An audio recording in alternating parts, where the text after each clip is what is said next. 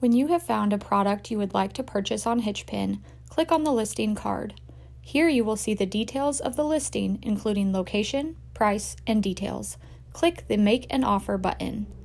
On this screen, you can click Make an Offer to offer a price that is different than what the seller has suggested, or move to the quantity field if you would like to purchase at the listed price.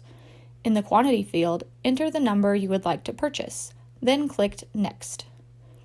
Choose your payment method that you will use for this item.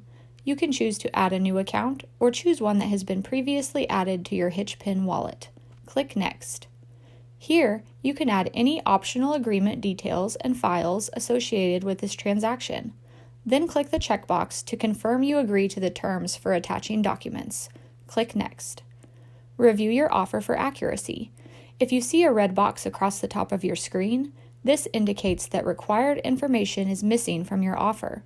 You can click the red box to return to this step and update your information. When your offer is complete, click Submit to Seller.